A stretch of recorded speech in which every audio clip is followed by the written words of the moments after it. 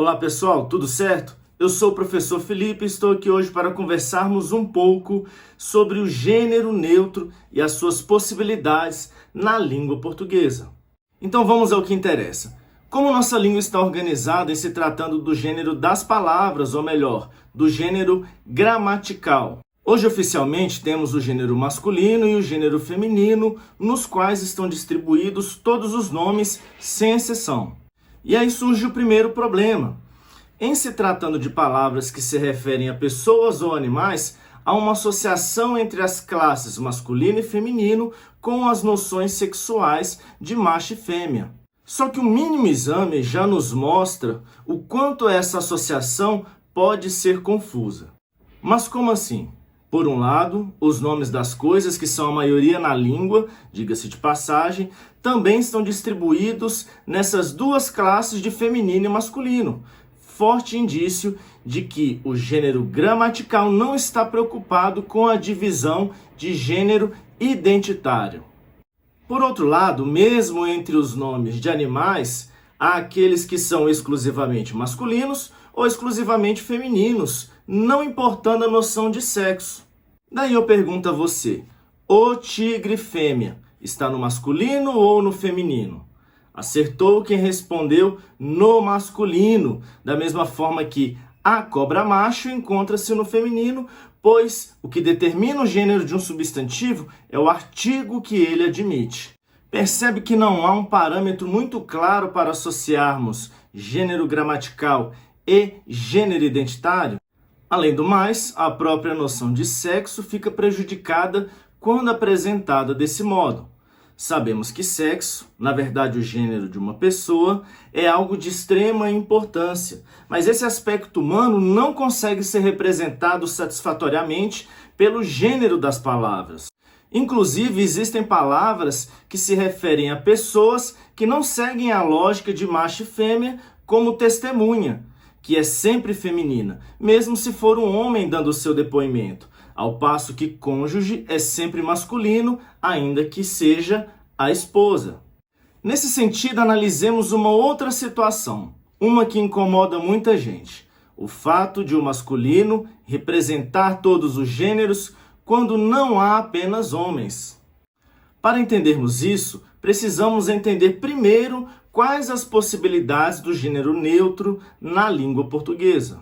Vamos retroceder um pouquinho na história para verificarmos como ocorria o neutro no latim, língua que deu origem ao nosso português. No latim, falando de forma bem simples, havia sim o gênero neutro, mas apenas para os substantivos referentes a seres inanimados, para as coisas. Ou melhor, existia um único substantivo de gênero neutro que se referia a um ser animado, a palavra mancipium, que quer dizer escravo. Porém, na passagem do latim para o português, essa noção de neutro passou a ser representada pelo masculino. E o nosso incômodo em relação a esse fato talvez surja da incompreensão do que é o gênero das palavras. Essa incompreensão também é culpa de algumas gramáticas escolares, cujos autores, no intuito de simplificarem a explicação, acabam indo na contramão da lógica gramatical. Por esse motivo, precisamos desmistificar algumas ideias. Vamos lá. Como fazer a flexão de gênero? Ou seja, como passar uma palavra do masculino para o feminino? Na flexão de gênero, substituímos o O final, que mostra que a palavra está no masculino, pela vogal A, que torna a palavra feminina, certo? Errado! Diferentemente do que acredita o senso comum, no português, o que define o masculino não é o O final das palavras, e sim a falta da vogal A. Calma, vamos por partes. Essa ausência do A tem um significado, mas apenas quando em oposição à sua possível presença. Vou dar um exemplo.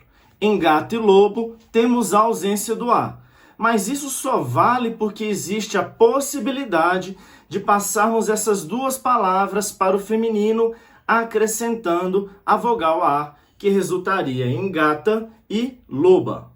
Diferentemente, Em cavalo, não há ausência do A, pois essa palavra não tem feminino. Mas e égua? Égua não é o feminino de cavalo, mas sim uma outra palavra que significa a fêmea da espécie cavalo. O feminino de cavalo, se existisse, seria cavala. Sacaram? Por conseguinte, os substantivos gato e lobo estão no masculino não porque possuem a vogal O no final, mas porque não possuem o A de feminino. Esse O não é de masculino, mas apenas o que chamamos de vogal temática. Uma informação útil: essa ausência do A, que marca o masculino no português, tem nome e se chama morfema zero. Resumindo, o O não tem valor de gênero no português, apenas o A, mas somente se a palavra tiver passado do masculino para o feminino. O A final de cachorra marca o feminino, pois flexionou de cachorro. Já o A final de cadela não marca o feminino, pois não flexionou de um suposto cadelo, apesar de cadela ser um substantivo no feminino. Perceberam?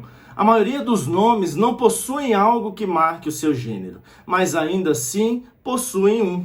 Mas se esse O não marca gênero, por que ele não continuou nas palavras e em vez de gata, teríamos gatoa, hein? Isso ocorre pois é regra da língua portuguesa o desaparecimento de algumas vogais quando colocamos outra.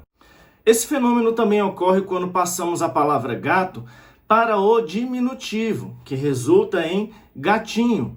Observe que o O de gato também some em contato com o I da terminação inho. Agora que vimos que não é uma mera conveniência minha o O final das palavras masculinas sumirem quando passamos para o feminino, é importante lembrarmos que existem palavras masculinas que não possuem o O final e ainda assim sofrem a flexão para o feminino, justamente porque esse O não diz nada sobre gênero gramatical. É o que ocorre com mestre, que resulta em mestra. Notemos que o E também some em contato com a vogal A de gênero pelo motivo já explicado. Com essas informações em mente, vamos tentar ampliar um pouco mais os nossos horizontes quanto ao gênero da língua, fazendo uma comparação com a noção de número das palavras, ou seja, se elas estão no singular ou no plural. Como sabemos se uma palavra está no singular? Quando ela não possui a marca de plural, no caso a consoante S, do que podemos entender que a ausência desse S também é significativa, assim como a ausência do A nos nomes torna-os automaticamente masculinos. Então, essas palavras no singular também possuem um morfema zero, mas só que de número. Para evitar confusão, reforço o seguinte: a palavra gato possui dois morfemas zero, duas ausências significativas que nos mostram que ela está no masculino e no singular. Pensando no número das palavras, o plural seria o geral e o singular o específico, pois o plural não só pode ser qualquer quantidade acima de 1, como pode, inclusive, conter o 1. É o tipo da coisa. Não tem como eu ter 2 se eu não tiver 2 vezes o 1. E esse é só um exemplo. Eu poderia ter dito que quem tem 9 tem 8 com 1. Tanto faz. O importante é ficar claro que o 1 está no bolo junto e misturado. Isso mostra que na visão geral do plural está incluída a possibilidade para todas as quantidades específicas. Notemos que essa perspectiva, que confronta o geral e o específico, apesar de ser binária, consegue abranger a todas as quantidades. E o que isso tem a ver com o gênero? A mesma relação binária de geral e específico que observamos para o plural e o singular das palavras vai se aplicar ao masculino e ao feminino, respectivamente. Desse modo, o feminino é, a rigor, uma particularização do masculino, assim como jarra é uma espécie de jarro, barca é um tipo especial de barco e ursa é a fêmea do animal chamado urso. Consequentemente, o gênero gramatical masculino pode abranger, sim, sua especificidade feminina, funcionando como uma espécie de neutro da língua portuguesa. Tal ocorre na frase: o chapéu e a calça estão velhos. Portanto, o real entendimento de tudo que partilhei aqui encerrará o círculo vicioso originado no reducionismo sexualista do gênero das palavras, que faz com que fatores como o gênero identitário, que estão fora do âmbito da língua portuguesa em si, impeçam esta de funcionar de acordo com as suas próprias leis internas, tornando contraproducente e ilógico tomarmos essa perspectiva para a descrição da categoria nominal de gênero.